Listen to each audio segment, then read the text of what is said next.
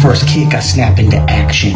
When I'm digging in the trenches, get dominated off the line of scrimmage.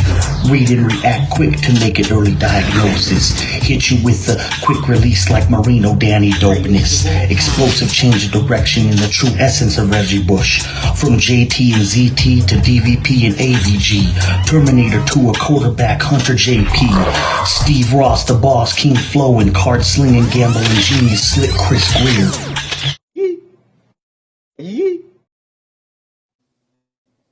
Good morning, everyone. Have a great day. I hope you're having a great day. Thank you for joining in. I am Rob Mosley, aka Dolphins Thirsty. I'm the host here, and I'm founder of DolphinThirsty.com. Today, I'm joined, as always, by Justin, and who you can find on Twitter at JPF Scout. And it looks like we got a special guest, JP, logging in into the back as we speak right now. So let me bring him up. Hey, good morning, Gino. Good morning. What's going on, gents? What's going on, fella? Nothing much. Enjoying and this. Gino, I want to thank you. I joined your I joined your Twitter Spaces, but I'm still new. I can never figure out how to comment. And I was telling Justin that I don't know how to comment, or maybe they block it. Only people that are hosts can comment. I don't know how it works in Spaces. Oh, you gotta wait till the host will you'll get a chance to speak, and you get a chance to get brought up to the board to the higher. All right. See, I was like, it's all good. But no, they're a good listen. They were a good listen. So, but anyway, good morning, Gino. Good morning. Good morning. How you guys doing? We can't complain. As everyone knows, of course, Skylar Thompson's going to be getting start. And, so our optimism level dropped a little bit, thinking that we had a chance to go toe to toe. But, but we're in the group that we're happy that the Dolphins are in there, and the people that do not want them in there, they can go eat their Cheerios and drink their milk. I don't care. That's what we're all here for. But to me, I'm happy we're still in the playoffs, even if we get treated like TCU did by Georgia, not that bad, but I would still, I'm still happy that the Dolphins are there, because what else are we going to be talking about? People that were fired, and Tua being gone, and coach being gone. So at least I'd rather be talking about a playoff game. Yeah, kind of took the wind out of our sails a little bit. Like, I was pretty gung-ho on us winning this game, and you know what? I still kind of am, but at the same time, man, it really, really hurts. That was a gut check right there. I still think the NFL's holding the kid back. You're costing the kid millions of dollars, man. I think it's coming from up above. I don't think this has anything to do with Tua Tagovailoa, the player, but everything to do with NFL wanting to save face. That's what I think. Ander, what's up, my man? Good morning. Glad to have you. So what's your take on the whole thing? I mean, I heard some of your thoughts in your Spaces yesterday, Gino, but for those people that weren't there, what's your thoughts? I think our fan base is more at times, and this isn't just the Tua haters, this isn't just the Tua nears, this applies all across the board. I think we have more people that are focused solely on "see, I told you so's" rather than this team's success. Thank you. And I'm just like, you know what? I seriously question, and it's not even, it's I'm going to aim this at the Tua nears. Are you really Miami Dolphins fans? Are you here because of Tua Tagovailoa? I appreciate you standing up for the guy. You should. But the same energy you're using for Tua should be applied to Skylar Thompson. We were in the playoffs for the first time since 2016 and only the third time since 2004. Absolutely. But instead of celebrating this, Rob, Justin, we are sitting here fighting amongst ourselves with the same horse manure argument we had in the preseason. These arguments don't stop. The Tua nears are claiming you're not a real fan. The anti-Tua people, he sucks, get him out of here. I mean, let's focus on the Buffalo Bills. And, if we lose, we lose. I will say this about TCU, though, and I brought this up on somebody else's post on Twitter. TCU actually did get to the championship game before they got their brains scrambled out by Georgia. So if Miami gets to the Super Bowl and gets beat up in Phoenix, my old stomping grounds, that would suck. But at least we got to the Super Bowl, right? I mean, let's be realistic here. But absolutely, that's my thoughts on the matter. People are so worried about getting clout and being right and "see, I told you so," and not focusing on what's going on. And that's the fact that we're in the playoffs. We've got a game against Buffalo coming up, who is one of the best teams in the National Football League, no question. But we do have a victory over them. And if you're going to say that's all because of Tua Tagovailoa, then you're full of garbage. That's Let's right. go. Absolutely. I agree No, with every I word agree, you just man. I mean, said. we battled them. Both games were close. We beat them down here in a very closely fought game. We went up there and lost to them in a very closely fought game. So there is no reason to think that we can't. Yes, I know people we're prisoners of the moment. Everyone's coming off that Skylar game against the Jets, but he did what he was asked against the Jets. He's going to be asked to do more this game for sure. That game, it was just basically avoid the turnover. The Jets offense isn't going to march the field down on you. Just don't throw a pick in your territory. Don't get strip sack, and we can win this game. And that's exactly what he did. Now, against Buffalo, yes, they're going to have to open it up a little bit more because you're not going to win on 3 field goals in the end of the game. No, you're right. You're going to definitely have to open it up, man. You're totally right. You nailed that one, Rob. Yeah, I'm not going to have to open up. I mean, if it means more running design special, because I write some of the runs they designed against the Jets this week. Oh, they're gonna use sweeps. runs. They did the jet sweep. Open things like do that more. Then come out. Skylar Thompson can almost be like a wildcat quarterback. Show himself up front, and then just have him run some and whatever it takes to empty the tank. Yeah. To be fair, though, and I want to bring up this point, we're all worried about what happened in that New York game offensively. I mean, I'm going to be the first to tell you. The Jets offense is not very good. I mean, they haven't been very good since Breece Hall went down. And you have a guy that was born, you've got a guy that's 15 years younger than Stetson Bennett at starting quarterback. I mean, and Stetson Bennett was born in the Franklin D. Roosevelt administration. He could tell you a lot of stories about the Great Depression, but I mean, nevertheless, though, I mean, we had trouble scoring against a Jet defense. But this Jet defense, it's not like they're a bunch of ham and egg or bums that are in the bottom half of the league that give up a ton of points. The Jets have had a good defense. The only thing separating, and this is the nicest thing I'll ever say about the New York Jets on here, I promise. The only thing separating the Jets from being a dangerous team are a healthy Breece Hall and an actual NFL starting quarterback that wasn't born in 1492 when Columbus sailed the ocean blue. Yeah. I mean, and that's not Zach Wilson who goes after women at that old, but, I mean, that's that's the only thing that separates. Jets team's defense is very, very good. And I'm not going to sit there and hang my hat on the fact that they had trouble against the Jets, scoring on the Jets. Now, Buffalo, it's not going to be any easier. And the difference between Buffalo and the Jets is Buffalo has that offense that can punch you in the mouth. That offense is not, they're not playing Joe Flacco this week. They're not playing, a beaten down defense with Mike LaFleur calling the shots. They're playing one of the best teams in the National Football League, top 3 scoring offense, top 3 defense. So work is cut out for them, and I'm not going to sit there and sugarcoat it. This may make me unpopular on here. Do I want the Dolphins to win? Absolutely 100%, but I'm sure we're going to get into that later. But everybody has to be on their A game, not just Skylar Thompson. This is where Tyreek Hill needs to put that $150 million, put it on his back and say, all right, I don't care who the quarterback is. I don't care if it's David Strock at 78 years old. It doesn't matter who the quarterback is. This is why I'm paid for. This is where Jalen needs to step up and say, look, I'm the number 6 overall pick in the draft. Everybody's humming on Jamar Chase, but I'm that good. This is where we're going to put this quarterback on our back and carry him. And they need it this week more than ever because Buffalo is a rough team to play. And they're motivated. Sure. They're motivated because of Hamlin. Yeah, I agree. Oh, no, for sure. They got the Hamlin factor going. But I'm with you on, Tyreek Hill being a major part. And I say even put him back there on some punt returns if needed. They did one time this past week, so I say put him back there. You're paying the man. He's willing to return punts. He said multiple times, but the coaches didn't want to put him due to injury risk, so they haven't been willing to put him back there. But this game, man, I say put him back there. Do anything you can to get the ball in his hands as often as you can. So I'm with you 100% there. How about you, Justin? Absolutely. That's what you're going to need to do. Like, I'll piggyback off of what JP was just talking about. Everybody needs to bring their A game now. Now you're not going to have Tua. We're not going to have our spark thrower, our flamethrower. So you're going to have to step up your game. Skylar, you're going to have to step up your game. You're going to have to go to the next level. The offensive line will have to do the same. Whoever you're going to have out there, I don't know the combination of what's going to play. I am holding out hope still that Mostert's going to – I already seen he has a cast on his thumb, that he's going to be able to maybe play through that. So I need everybody to bring the next level of your game up, everybody. Tyreek, like he was just saying, Sharif, that's why we brought Tyreek Hill. You just got all that money. Well, we brought you here for that reason. Like you said, Jalen, high number of pick, we need you now. Gesicki, give me anything you got. Wilson, I need everything you got.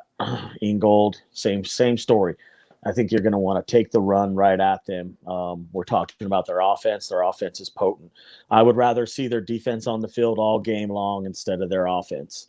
And if their offense is out there, it leads me to believe they're going to have a chance to score on us. I think the game will be won in the trenches. The game will be won or lost in the trenches. If you want to win, you need to run for 180 yards or 200 yards the same way you had the game plan last time you played them. Like when I look across the board right now, I have matchups that I find favorable. Hill, Sherfield, Waddle, Mostert, Wilson, Ingold, all those guys can be utilized. Hopefully Mostert, I don't know if he's going to play. I don't know either. That's the guy I was saying. I seen he had cast. I don't know what's going on there yet. But if not, and a banged up offensive line too, man. It's just like typical Miami Dolphins luck. Yeah, I know there's no such thing as a curse, but sometimes I wonder. When we came in limp into the playoffs. We came in limping. We're hurt. We're like banged in up a little. 2016, our last playoff appearance, we went limping into that Pittsburgh game. That's right, we did. It's bad, man. It's just like I don't know Dolphins if on the hamster wheel. We'll see. If Armstead plays, I think it gives us a little bit better of an edge, but I don't know if he will or not. But, I mean, Armstead, Williams, Hunt, that gives you a little bit to look forward to go into the matchup. You could use your offensive line a little bit. Don't know what's happening with Shell right now. I haven't heard not a word about it. The other side of the football is like it's kind of scary because I don't know who you're going to use to cover who. So your guess is just as good as mine. Are you going to match up Howard on Diggs? Or are you going to use some more speed and put like Kuho on him and switch Howard onto Davis? You know what I mean? Like, what's the game plan right there? Who's covering Who's covering McKenzie? Keon Crossing? No, I mean, they're like you say, they're stacked. The Buffalo Bills. Even with Tua, it was going to be a tough game going in. Oh, absolutely. But with Skylar, yes, it's going to be a little bit tough. But I'm behind the kid, like Gino's, right? Gino, you got to stick behind. He's wearing the aqua and orange. He's going out there to play for our Dolphins. You got to have that same fandom you would for Tua. Yep. It will be him. We got to. Yep, we have to. It's rooting against him and saying he sucks and we're done. And then when they get beat, saying "I told you so." What does that solve? What does that prove? What does that get? Does it get you more brownie points with the Tua fan base? I mean, then when to me, I don't care. I mean, it's not a knock on Tua. Before anybody comes on here and says you're against a kid, no, I'm not. I'm really not. And Justin, you could vouch for this. I've spoke for Tua. I've handed criticism. But I'm not a Tua near. I'm a Miami Dolphins fan. I was a Dolphins fan before before Uno, as you succinctly call him, got drafted. I will be a Tua fan long after he's gone, or I'll be a Dolphins fan long after Tua is gone. Yeah. But while he's got that helmet on and he's got that logo on, I'm going to root for whoever the quarterback is, just like I did Ray Lucas, just like I did Jay Fiedler, just like I did AJ Feely. Just like I did Dante Culpepper, Cleo Lemon. I mean, all the people that we've trucked through here, John Beck.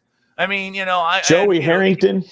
Joey Harrington, exactly. I forgot completely about him. I mean, listen, I'm no Texas A&M fan. They're my least favorite team in college football. But when Ryan Tannehill was drafted to the Dolphins, I rooted for the guy. Yeah, right. Me too. Same here.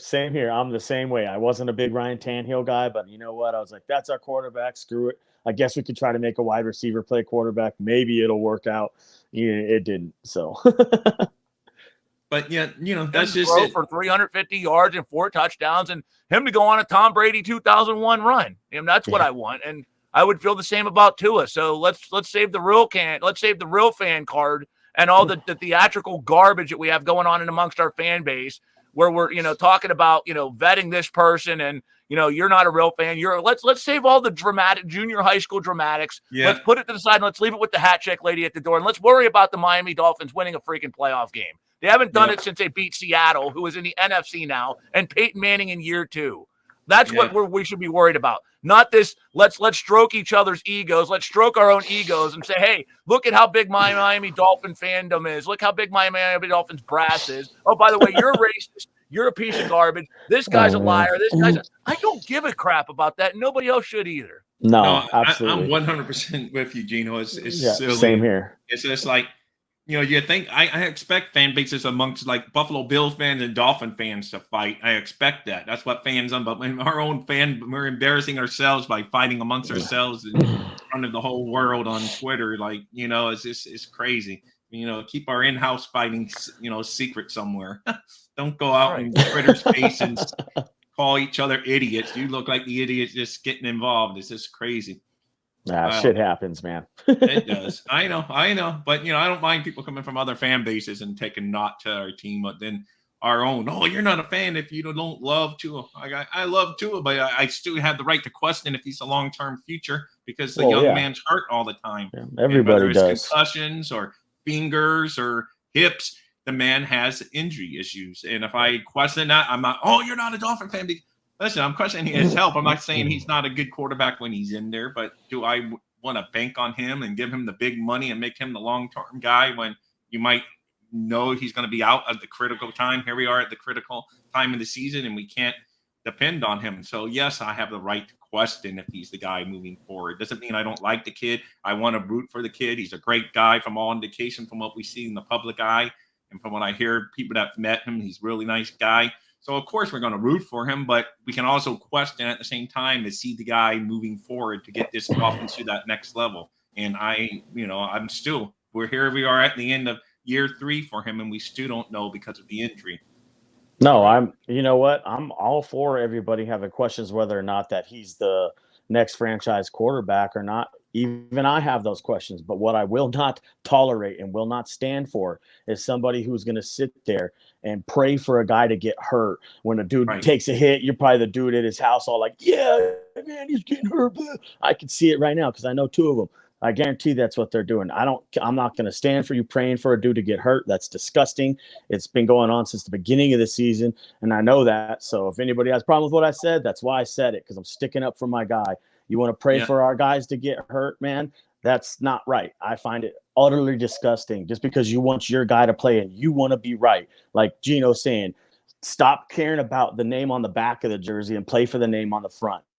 Yeah, we're trying to win a playoff game here. We don't need to be arguing amongst each other. Nobody cares about all of this clout chasing shit. I'm sorry, excuse my language, but nobody cares about that stuff right now. We're trying to win a football game. We're trying to move on as a fan base from how we've all been hurt for so many damn years over and over and over. So all the arguing don't help with nobody, bro.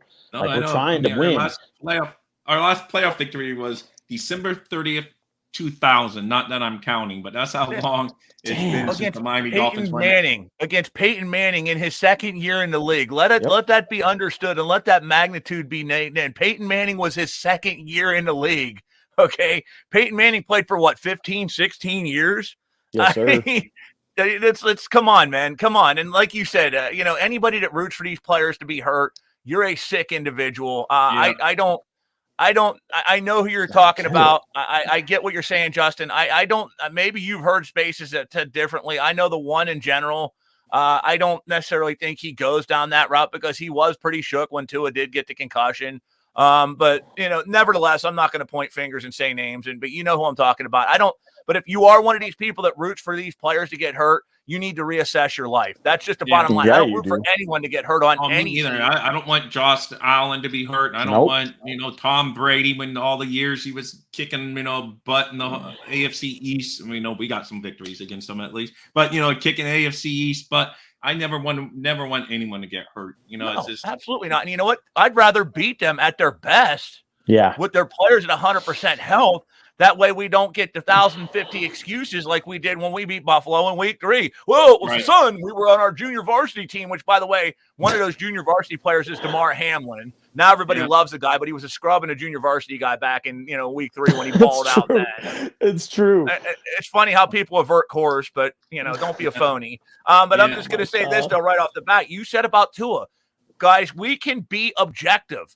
We can be objective, especially when we are hosting, like Bobby does and Justin does, like Rob does and Justin does a show here. We can be objective. That does not make us less of a Dolphins fan. That was a big problem with Tua coming out of college. That was my biggest concern. Not that he couldn't play, not that he was loaded with talent, because guess what? So was Blake Sims and Greg McElroy and every other Nick Saban quarterback prior to Jalen Hurts and Tua Tagovailoa. My big concern was the guy could not stay healthy. Okay. Was it the same issue over and over. No, they weren't chronic, but it was a different number of injuries. And the older you get and the more you play in this league, you're going to wind up suffering nicks and bruises. And I'm sorry, this is the nature of the business. It's not personal. Tua's a hell of a guy. I have not heard one bad story about him. He's the type of guy I'd like to sit down and have a beer with. Absolutely. But the bottom line is this, though, and this applies to any job. You can be great at your job, but if you miss 25, 30% of the days you're scheduled to work, chances are you're going to get replaced. That's just the way the business works, especially in the National Football League, which is ultra competitive. I mean, it's not. I'd love Tua to come out next year and play a 17-game schedule. I'd love to play 3-4 years in a row, but he has yet to prove that he can, and that's going back to his junior year in college at Alabama. I mean, shit's gonna happen. Excuse my language. I get it. This isn't checkers and chess and Connect Four. But at the same time, when you miss as many games, you're missing 4 or 5 games a year. That's concerning. That's very concerning. Yeah, it's true. Like, I'll touch on it a little bit. Honestly, it's very concerning. And he's had injury history since he was in high school. He had injury history when he was in college. It's more than likely about 90% chance that he's going to have injury history in the NFL. Well, he's hurt in the NFL now too. We all knew this going in, but still took the risk because of the overglowing talent that he has, which is the anticipation throw, the progressions some people say he can go through, and the timing that he has, everything it's special. And for me, that overrided everything else, because I was like, man, we have to take a chance somewhere. And that was the chance. We took a gamble. I can't tell you right now whether it's a hit or a miss, because you still don't know. Tua could come back next year and be completely healthy. I don't know. I'm not a doctor. I couldn't tell you that. But what I will say is it's the same thing with Ryan Tannehill. Didn't you notice how they needed everything to be perfect around him when they had the unicorns with Brandon Albert and Jawan James, and then we got Laramie Tunsil to play some left guard. We had a decent line, and you know what? You need that in the NFL in order to succeed. If you want to stake your claim in this career to Tua Tagovailoa and the Dolphins do, then you need to go out there and get a good offensive line to protect a young man. And I know everybody was fired up about Armstead. We all knew going into the season that we had a guy who was injury prone on one leg. I said this before the season even started. I was out on Spaces. Could back me up. I was like, we might get 8 games out of the guy. And so everybody's like, you're crazy. We'll get 12. Well, we got 13. So it was like, basically we did better than anybody anticipated with the guy. I read where he played like 65% of the snaps, but like Gino said, that percentage of that means he didn't play in like 35% of the snaps. I also heard a little nugget on Spaces from our buddy Sean Williams. Everybody knows Sean. He had a report that he knows that Teron Armstead actually suffered a season-ending injury that they in week 1 that he's just been playing through this whole time. So you got to give kudos right there, dude. The dude actually stepped up and is trying to be a leader of this team. Is it something that we can tie our boat to long term? I don't know. I'm definitely going to bring him back next year and stuff like that because of everything he brings, like a veteran presence, somebody that can help bring up young offensive linemen and show them, the ropes. But you need to have like contingency plans behind that. So you need to have other guys you can throw in there to slow cook, or even somebody who's a veteran that can step right in and take over for you, and so that we won't miss a beat. So we need more depth right there. We all knew this before the beginning of the season. I was in many Spaces and everybody was fired up, and then when I finally seen us play, I actually got caught on too and was like, oh, we're gonna be great, and but things happen. But we all knew this going in. He's like the offensive lineman of Tua. He has a history of being injured. He came to the Dolphins, and guess what? He played 65% of the snaps, which sounds okay, but that's a lot. That means I suck at math. Like 35% of the snaps he did not play. And then when were those 35 right here at the end of the season when you really needed, you were in some must-win games? It's true. It wasn't there, so it's tough. Yeah. Well, so let's be honest, too. I mean, it's like buying a used car, okay? Buyer beware. We knew what we were getting ourselves into when we got to it. We knew when he was going to be on the field, he was going to make those plays, he was going to make those throws. Some will dispute whether he has or not. But we also knew that he needed a lot of protection on the line to prevent him from being, and I'm sorry, guys, as much as we want to, we cannot have 5 all-proers on the offensive line. We could sit there and throw this cat under the bus, that cat under the bus. Eventually, we're going to have a weak link on the O-line, and that's going to be something we really have to be concerned about. But I will say to Tua's credit, though, and this is about our fan base, I think we have way too many people that focus on the what could have been, what should have been, the what ifs. I mean, let's be honest. If any of us, Rob, if you were born a female with ovaries instead of testicles, you'd be Roberta. I mean, I'd be Justin, you'd be Justine. I'd be Gina. I mean, it's just, we can't focus on the what ifs.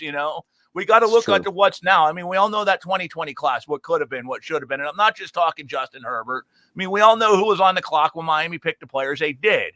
But that goes back to, again, let's stroke our egos. Let's say we're right. It just is what it is. I mean, we could be double objective here. Like I said, I don't think that I'm not willing to give the market rate for Tua Tagovailoa at what quarterbacks are going for at this rate when he's going to miss 4 or 5 games a year. But that doesn't mean I don't hate the kid. And I think I'm not glad the Dolphins took the chance of taking him because, look, there's always an opportunity for somebody worse. You could have got somebody a lot worse, I know. It's true. If some reports are true, I heard that the Dolphins didn't even like Justin Herbert that much. Jordan Love was their next choice. So, see, I mean, it's just like, I don't know if those reports were true. There's a million reports out there, but that was one of the things that leaked when, because supposedly Flores just wanted to take the best offensive lineman available at 5 and then take Jordan Love at 15. I don't know if those are true reports or, this Dolphin fake stuff, but I've seen a few times mentioned. So you never know what really happened that night. So and it's also difficult because that draft was unlike anything you had. You're accurate. There were a couple people. He did want Jordan Love. I can 100% confirm that. There were a couple of different people he wanted at number 5 in the 2020 NFL draft. I heard the name Isaiah Simmons more than once. I heard Isaiah Simmons' name floated out there repeatedly. I know he was looking at offensive linemen very strongly at 5 too. I believe it was the kid from Georgia. That big tackle, whatever. But Andrew Thomas. Andrew Thomas, the guy that the Giants took. I know they liked him. They also had an affinity for Derek Brown. So, I mean, Jedrick Wills was on their list too, but they thought 5 would have been a reach. They had talked about trading down for Wills. So, I mean, but again, there's a lot of what if scenarios. I mean, we could go all the way back if Don Shula had traded that first round pick that wound up being John Avery for Barry Sanders. How different would history have been? I mean, we can't look at what could have, should have, would have. Damn, why'd you bring that up, bro? Dude, that one. How about Randy Moss instead of John Avery? I mean, that's like I said. What if? That was a Jimmy Johnson bad move, man. That was Jimmy on that so one. Bad, dude. Honestly, we could have taken some kid by the name of Brady out of Michigan 5 different times, and how different would our history have been then? We'd be talking about us being, New England, where New England is now, and New England would have Drew Bledsoe as a hell of a quarterback, but they'd still be the irrelevant team in the AFC East. That's right. I mean, it's true. We can't go with what ifs. It's true. Got to focus right. on what's here now. Yep. Right. That's why I'm always looking at nothing but Amazon stock in 1998. I sure as hell wouldn't be talking to you guys right now. I'd be on my hey, that's messed up, bro. Hey man, if we'd have invested on Amazon stock and eBay on Facebook back in the day, we'd all be billionaires and we'd be doing this in big studios, sitting together every week and flying each other out and drinking tequilas and beers afterwards. Exactly. We're going to the game this weekend. We'd be going to the game and covering it live on our own dime. That'd be dope. That'd be so dope. I know that'd be good, man. But it is what it is. But unfortunately, you can't. There's no time machine. There's no DeLorean for Chris Greer to get back into and go back to the future and say, "Oh, maybe we should have taken Justin Herbert, Justin Jefferson, and Jonathan Taylor in the first round." And go back and that would have been that would have been a great little pull. Now you look at it. Break Doc's rule of don't talk to your past self, but have Chris Greer hop in there and go talk to his past self. But it's easy when I saw that people on Twitter. Oh, the Dolphins should have taken. I go, yeah, it's easy saying that now. And hindsight's 2020, as they say. So it's we should have done this, we should have done that. But what were you saying? Because when you saw all those Twitter polls, like 80% of the people wanted Tua. So all these people now are all coming out saying, "Oh, I wanted Herbert all along." I'm like, well, you're in the minority then. But I want to see your record to say that you were on. Some of your tweet that you wanted Herbert, because it's easy to say now, "Oh, I wanted Herbert." But when you see all those polls leading up to the draft, I'm telling you, it's like 80% were for Tua, if not higher than 80%. I will say this, knowing what we know now, and we already knew that before we went in. Maybe it would have stuck it closer to my chest if I was drafting and been like, you know what, let's let's play it safe here and not go for the risky pick. And maybe I would have taken Justin Herbert just because of the availability is your best ability, and he's taller and bigger and can take a hit. But the thing I didn't like about him is he's got a messy setup. His technique is all over the place. His hips are all over the place. His feet are all over the place. But Pep Hamilton has done that kid wonders, and now he's with the Texans now. But he did wonders for that kid's game and really worked with him and brought him along quite well. We could have done the same thing in Miami, and I wouldn't have been the guy I wanted, but I would have went with it and been like, let's go Herbert. And I would have rooted for the kid. So either way you see it, it's a flip of a coin, and it went the way that it went. And this is where we're at, the same way Gino said. Shoulda, coulda, woulda, won't matter for us no more. Now you just got to start pulling all the right chords. You got to start pulling all the right strings. You got to make all the right moves.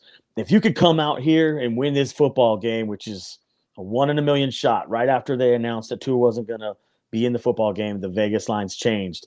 It went from, I think, like an 8 to a plus 13. It's crazy. It's something I've never really seen happen. They announced it early. I would have held on to that a little bit and let the Bills sit on it and plan for more quarterbacks if you could have. And I'm sure they were forced from up above to make the announcement, like I've already said.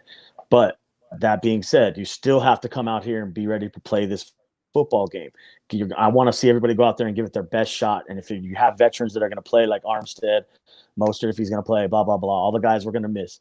If we can come out there, you're going to have to play a really good football game. No pre-snap penalties, none of that crap. No turnovers, no down the field, big plays. Maybe you could allow 1 or 2, but nothing big to score like that. Keep everything in front of you, tackle everything, rally to the ball, keep the mouse in the house per se. And you know who I'm talking about because he's not a mouse. He's a big foot, 6 foot, whatever, 250-pound quarterback who can wing it, and he can run it like a linebacker. So you need to have somebody there to stuff the hole. Bring Holland up in the box, have him play the rover, the rover role, be there spying, and then bring pressure with 4. Bring pressure with 4. Going back to the draft real quick, 2020. Where were you? I cut out. Gino, you cut out. Going real, but good insight, Justin. Thank you. But Gino, going back to the 2020, where were you? Yeah. Were you on the Tua, or were you just best player available? Who were you hoping for? I mean, I told people to be more open-minded about Justin Herbert. It is funny because I remember very well on Dolphins Facebook, on Dolphins Twitter, these same people that are the big Justin Herbert fans were saying we'd boycott the team. He's Tannehill 2.0. I was the one that's saying, let's not overlook what this kid did at Oregon, playing for 3 different offensive coordinators and 3 different head coaches in 4 years. That impressed me because that means he's adaptable. He doesn't, you could put him in any system and he will flourish. And those systems he played at Oregon were completely different. He started out with Mark Helfrich, who ran more of a run-heavy game. Then he wound up going to, for 1 year, Willie Taggart, who had a scatterbrained offense. And then he wound up going to to Cristobal, who's a coach to you now, Mario Cristobal. These are 3 guys who ran 3 polar opposite offenses, 3 different offenses he adapted. And I also said, here's what I was liking about Herbert. He's 6'5". He's built like a tank. Tua's a smaller guy with injury problems. I was saying, let's not overlook that. Let's not completely rule this guy out if the Dolphins get him, because he could wind up being a hell of an NFL quarterback. But I also said, look, the whole thing is tank for Tua. That had been the word on the street for since he threw that pass to beat Georgia in the national title game. That would be. It wasn't tank for Herbert. It wasn't tank for Love. It wasn't tank for Tua. Isaiah Simmons. It wasn't tank for Thomas. It was tank for Tua. And we had Tua on our lap, and I was happy with it. I was happy because I said the guy I think is going to be a very good NFL quarterback, but you better have a strong backup, because there's a chance he's going to miss 3 or 4 games a year. That was my big thing with him then. And that's what turned out to be true. So it's true. It's very true. And what he said right there about the injury prone and being bigger and could take a hit and all that stuff, that's the stuff that honestly, even me is doing talent evaluating as I do. I got to stop overlooking that. You got to stop taking the risk instead of the for sure kind of let's play it close to the chest and hope it works out. And he's not Ryan Tannehill. You sometimes got to overlook it. But if you overanalyze, you'll get paralysis by overanalysis. So sometimes I'll get a look at things and maybe go back at it once, twice, but I don't harp on it too much. Like what they are is what they are. And it's still true to this day. Justin Herbert's still not technically sound, but they make it work. Like everybody was on the Tua train, buddy. I was too. I'm not going to lie. I got caught up in the hype, and we needed to take a step back, like Gino was saying right there, and maybe take a second look at the talent that was available and play it closer to the chest as a team. Maybe we'd be in a different spot right now, but shoulda, coulda, woulda won't save us. It's still to this point. We're still faced with what we're faced with. We're in the playoffs, and our backs are against the wall.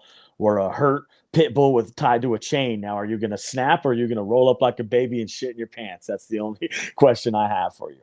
I hope they come out fighting. I think they have a chance to come out fighting. They have nothing to lose. The whole nation thinks they're going to lose. The pressure's on the Bills to, go out there and kick our ass. So, No, you're right. The pressure's all still on Buffalo, in my opinion. I guess it's deviated a little bit of that pressure over because of the quarterback situation. But if you don't ask the quarterback to win you the game, you might, and play it close to the chest. I know it's kind of scary because you're going to have to open it up a little bit, but open it up in the right situations. Throw high percentage passes. Make sure you tell Skylar, don't throw something in there where it's covered up real good, or if it is, make sure the receivers, you throw it to where your receiver can get it only, because he's off here and there on some of these passes, man. They're behind. He's just, in my opinion, he's a little off. I don't know if that's nerve, or I know accuracy was his knock in college. You said it's just he's just young. I think it's just a matter of him being a little younger, and like it'll come with time. You know what I'm saying? I do want to throw out there, you brought up a great point, though, Rob. You brought up an excellent one, as you usually do. But thank you. You're welcome. Miami, really, let's be honest here. What does Miami have to lose in this game? And I'm going to say this. I said this when I covered sports in Arizona. I said this when I worked for NBC Sports Radio for all that time. I said it when I cover MMA. The most dangerous people in the world and the most dangerous teams in the world are those that have absolutely nothing to lose. It's true. Miami has nothing to lose here. Buffalo, this is a team that, let's be frank, gentlemen, they've been close but no cigar for the last 2-3 seasons. And as good as Josh Allen is, let's be frank, there is a window of opportunity. There is a window that every team has.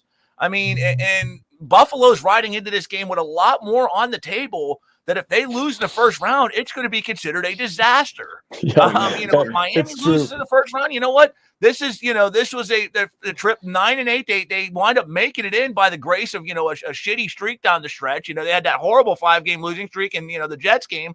They made the playoffs for the first time since 2016.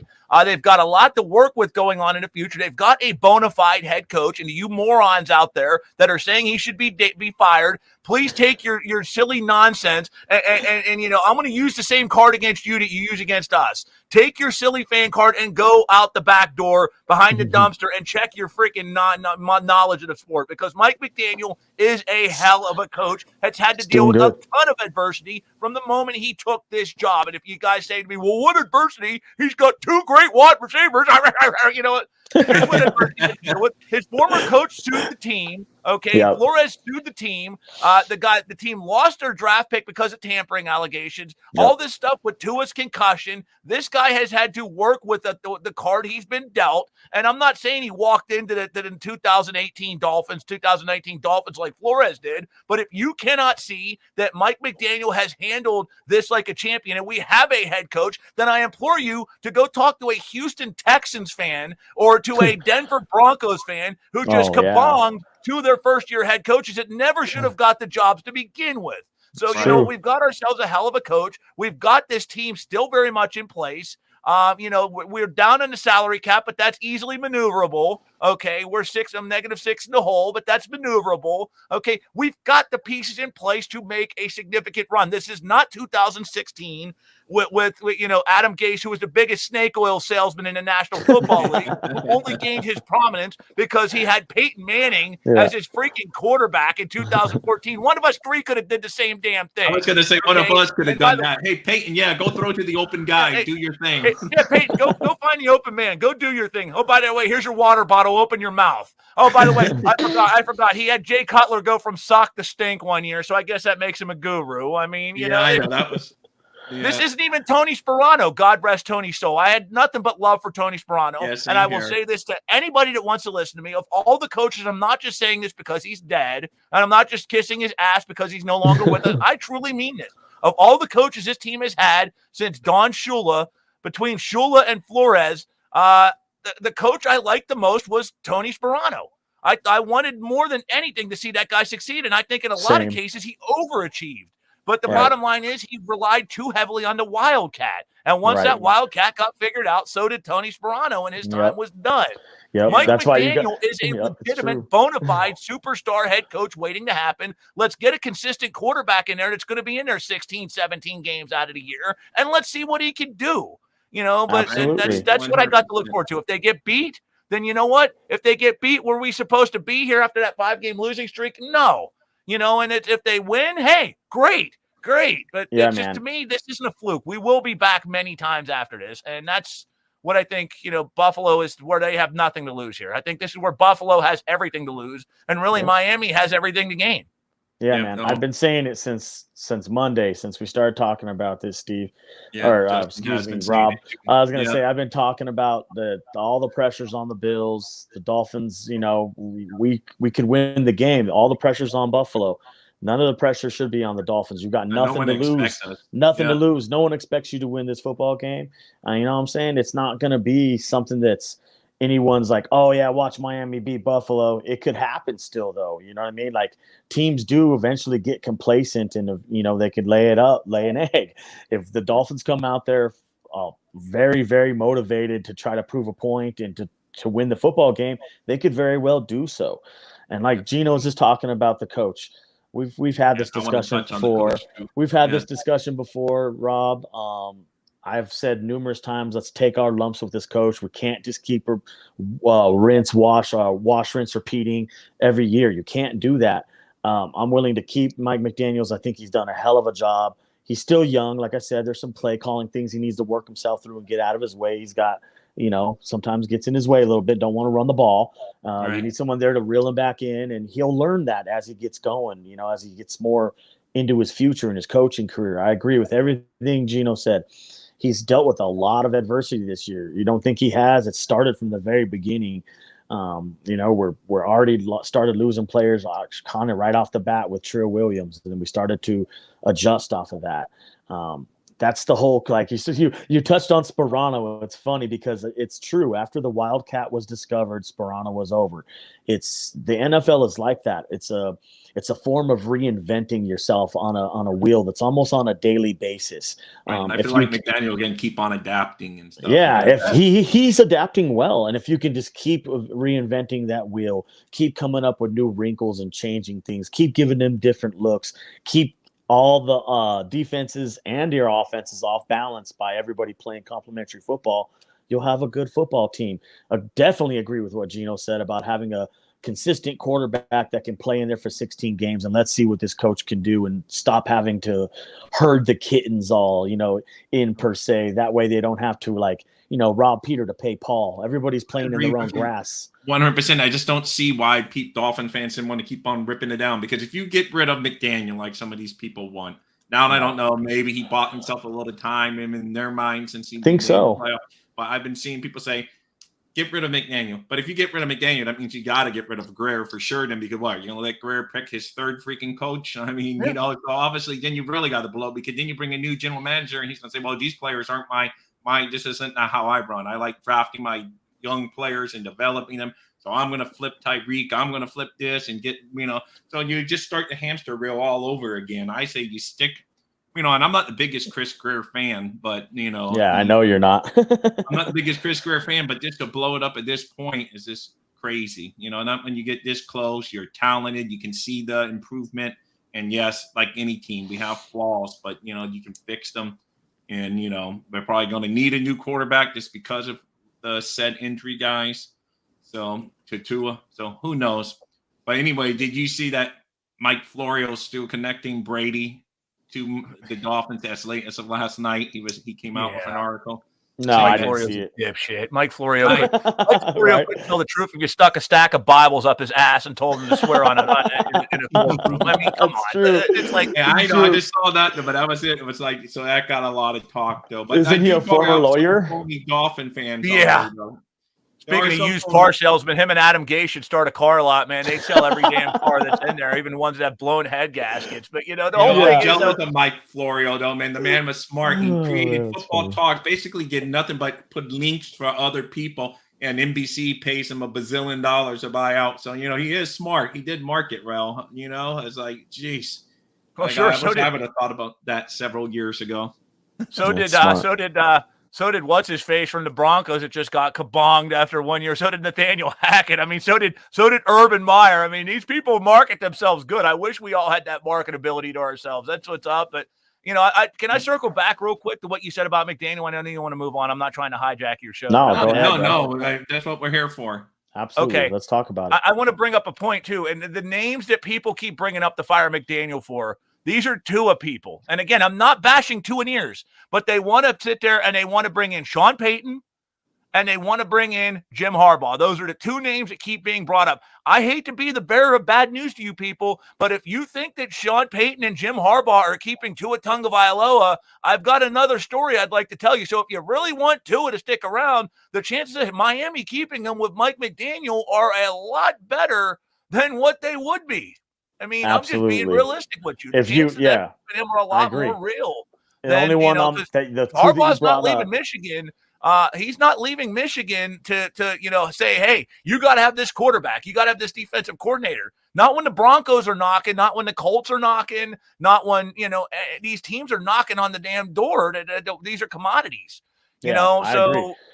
Out of those two names you brought up, the one that I'm interested in would be the first one, and it's got to come with a combination of the Hall of Fame quarterback that wears 1 and 2. If it doesn't come with Brady, I'm not interested. You see what I'm saying? No. If Sean Payton doesn't come with Brady, then I'm not interested in the deal at all.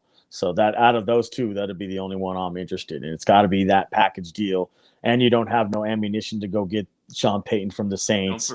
In fact, I heard Sean Payton's actually meeting with the Broncos today. There's one name out there that's actually being floated about as another candidate. That's Lincoln Riley of USC.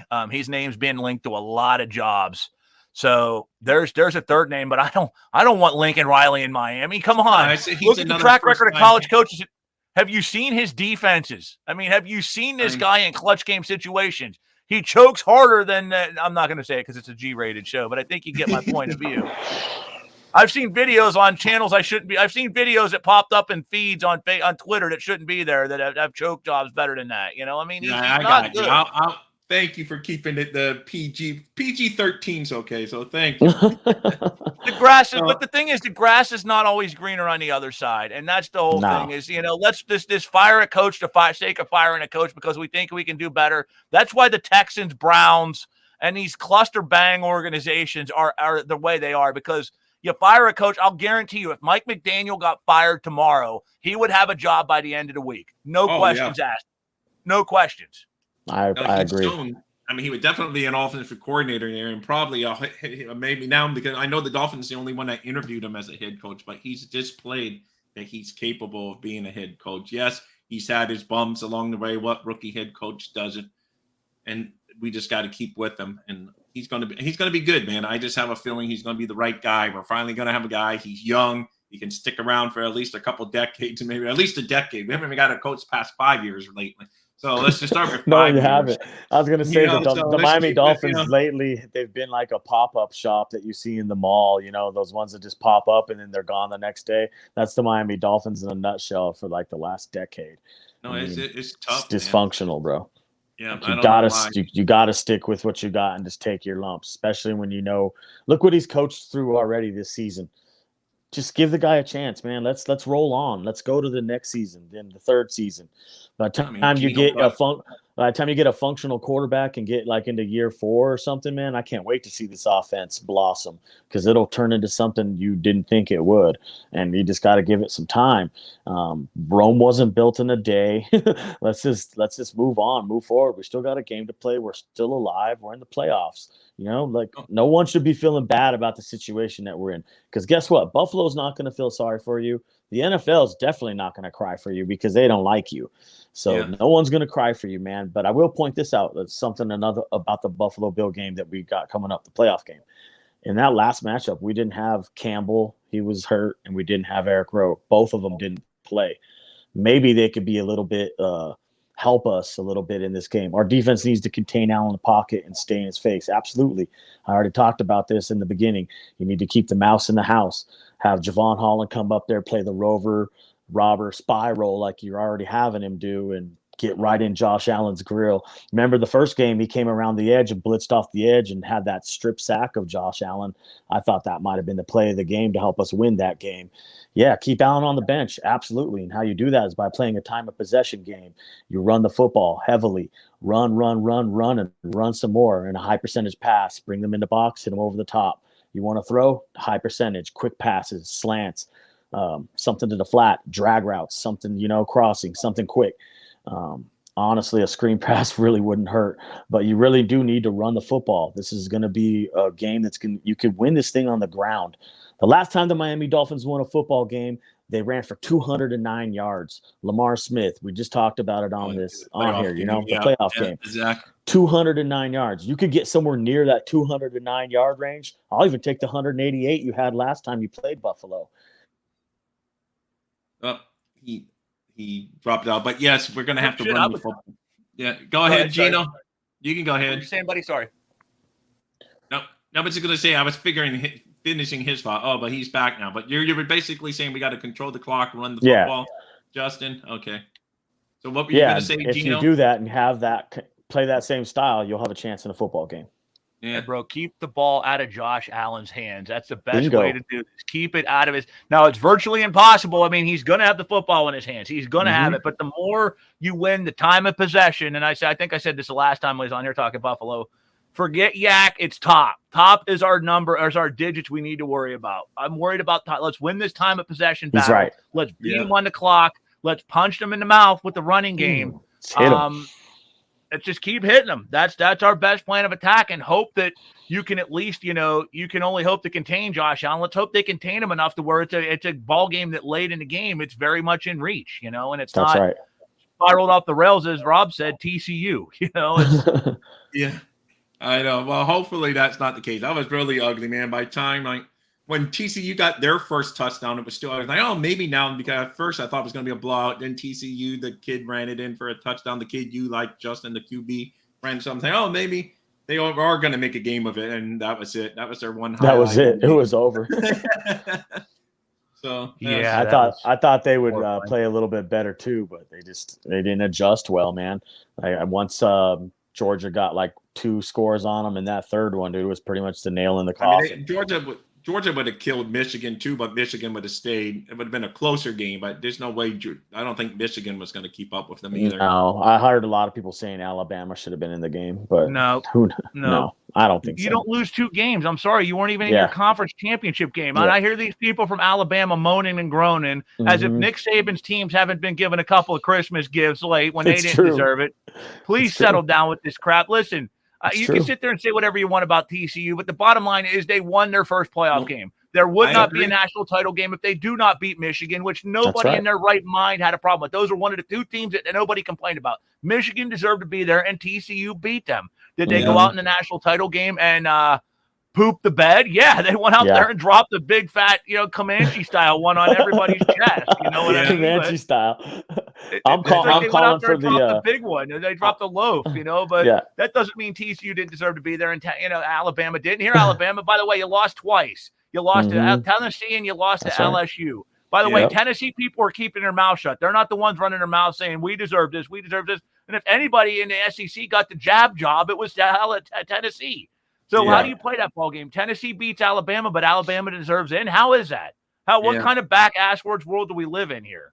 Yeah, I know, right? It's soon enough before we're almost at the end of the show, but after next year is just the top 4. But after that, we're going to see Alabama every freaking year, because there's no way there are going to be 12 teams and Alabama's not going to be one. So give me a break. I can take 1 year of no Alabama in the playoff system. So thank you. But nauseating. Every year was Alabama and Clemson, and I like Clemson. Don't get me wrong. Every year it was Alabama, Clemson. It's like, all right, let's see something different for a change. Your sanctitude will be, restored because you missed a damn year in the playoffs. I mean, give me a break. You're not entitled to nothing. Nothing. No. Honestly, though, everything out of the SEC is like what I would favor in my draft. If I was a GM, I would draft a lot of SEC Oh no, for sure. I mean, they kill it, dude. I mean, you can't go wrong drafting Alabama kid, LSU kids, and all these guys. I mean, you're in good shape. But hey, but anyway, I'm calling for the Dolphins to pull the upset like TCU did to Michigan. You got to go out there and play a game like that. You go out there and upset Michigan. Yeah, I hope so. Yeah. I'd be all ecstatic. I have to drink a lot of water to get to the upset, but I just want to hope we close and hope that if we hold it close like we did in the first two games, the first game went our way. The second, like I said, the second game went their way, but both of them came down to almost final seconds of the game. Like, is Buffalo going to beat us in that first game? They ran out of time. The last game, unfortunately, they milked the clock to the end and kicked the field goal, and we never had a chance to come back. So, but so both games though came down to the wire. So it's yes, we don't have Tua this time, and Armstead's a big question mark, but we can still go out there and we can compete. We match up. No, we can. This year. We can.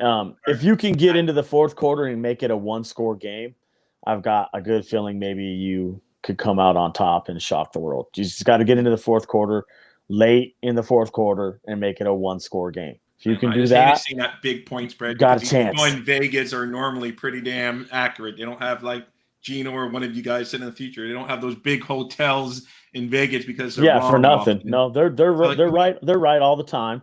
But I'll be honest with you, there's some sucker ones out there, some sucker lines I'll see, like a 4-point line. If I see that, I'll usually go the other way on it, just because I think a 4-point line is a sucker line. An 8-point line or a 13-point line, I'm more likely going with that 13-point line. It's heavily favored for a reason. Yeah, I know, but that's why it's like when I saw they're like 13.5. I mean, Vegas is right a lot. I mean, they unfortunately, because what's funny is that I tell you all the time, I don't gamble, but I looked at it. Yeah, the Dolphins, the win total for the Dolphins were 8.5. Can you imagine at 8-3, you had bet on the Dolphins? You're thinking you're in the money so easy, no sweat. Yeah, to go to the last game of the year to get over that 8.5, man, and be sweating it out if you bet that 8. So it's just crazy how close these guys normally get to it. It is, and it's a sign of our team that we got to change. And Mike McDaniels and this whole organization needs to look at that. Decembers.